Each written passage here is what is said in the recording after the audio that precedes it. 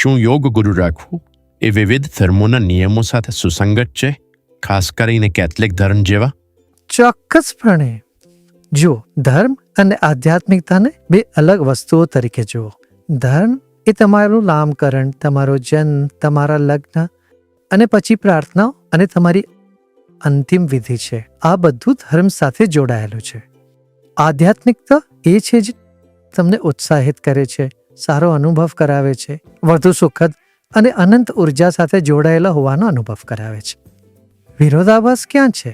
Catholic ધર્મ શું કહે છે?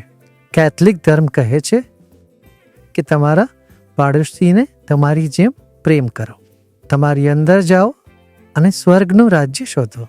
જ્યાં સુધી તમે બાળક જેવા ના બનો, તમે સ્વર્ગનું રાજ્ય શોધી શકતા નથી. કેથલિક ધર્મ આ જ કહે છે. અને અહીં તમે ફરીથી બાળક બની રહ્યા છો, અંદરથી એટલા શુદ્ધ. આવું જ નહોતું કહ્યું ઈસુએ? ઈસુ માત્ર એક જ હતા.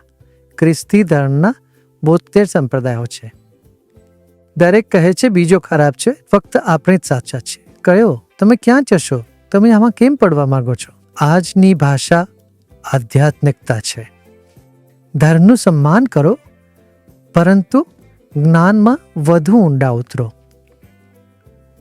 જ્ઞાન જાતે પણ મળે તે લઈ લેવું જોઈએ, ખરું ને?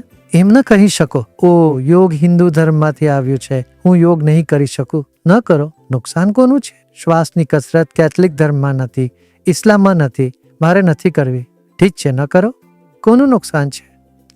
આયુર્વેદ વેદમાંથી, હિન્દુ ધર્મમાંથી આવ્યું છે.